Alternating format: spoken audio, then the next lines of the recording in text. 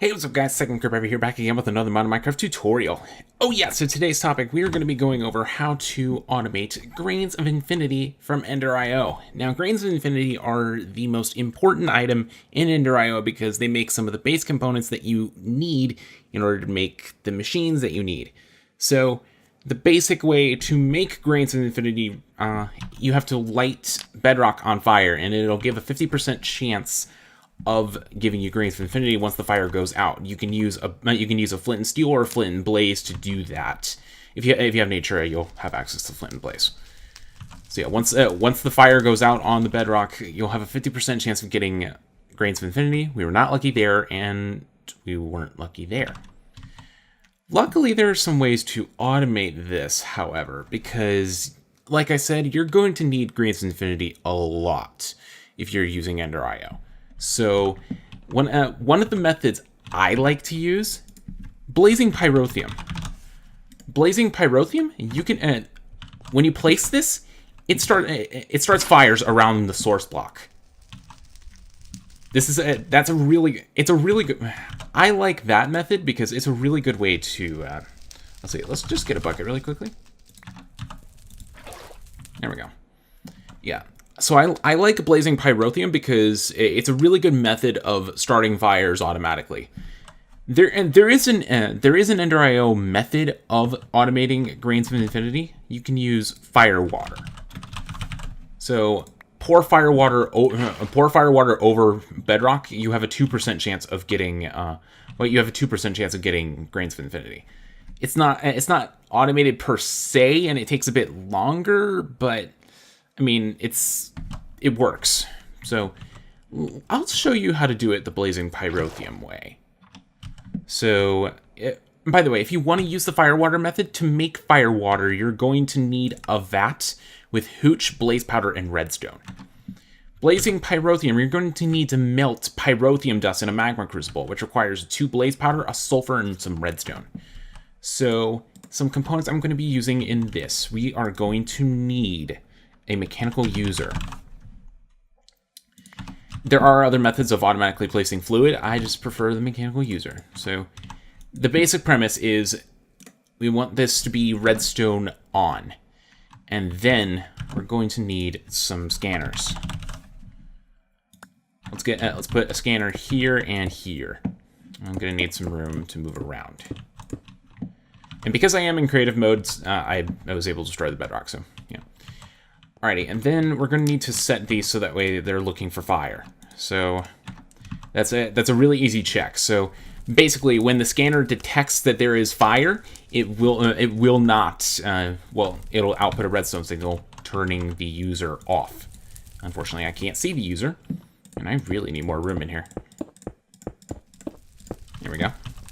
So the mechanical user, we have this set to let's set this to redstone off. So now, finally, we were lucky with getting a couple of Grains of Infinity. So here, so basically, what we need to do, we also need some Redstone Conduits. So you can use any method of transporting redstone. I just really like the Redstone Conduits. So I also use this in my Kirby's Modern Minecraft series. So this should seem familiar if you've seen it. So let's see. Output red. And then we need to, nope, we need to input red, actually, from these, because these output redstone signals. And this needs to take a redstone signal. Alright. So basically what this is doing is, if there's no fire here, these scanners will output a redstone signal over to the mechanical user. If there is fire here, then it won't do anything. So basically, when the blazing pyrotheum is placed, the fires will start, and then the scanners will output a redstone signal to the mechanical user, keeping it from picking up the blazing pyrotheum.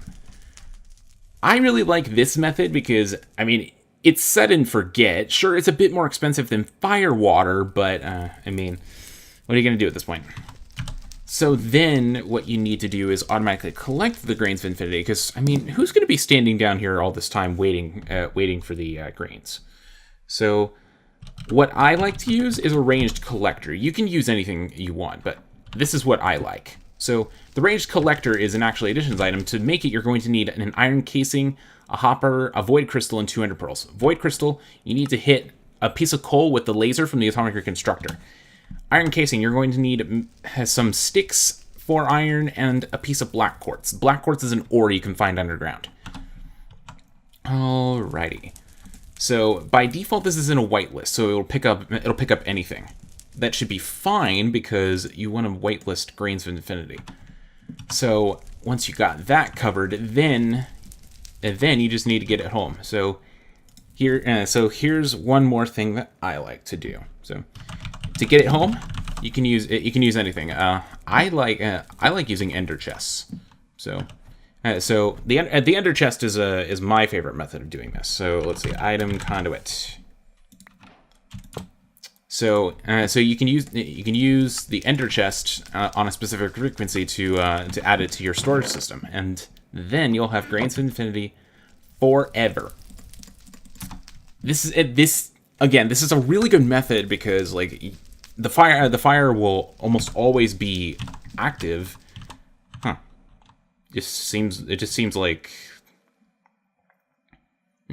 whatever. It's fine. So yeah, this is my favorite method because the fires will pretty much always stay active, and you get so many Grains of Infinity from this that you're probably never going to need them again.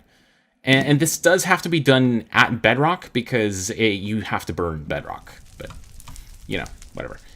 Alrighty guys, that'll do it for this quick little tutorial on how to automate Grains of Infinity from Ender.io. I hope you guys enjoyed this episode, and I hope you guys are enjoying the tutorials. If you want to see more tutorials, let me know what you want to see. Post it in the comments or tweet it at me. I'm always looking for suggestions. So that'll be it for this tutorial. Thanks for watching, guys, and I'll see you next time. Later.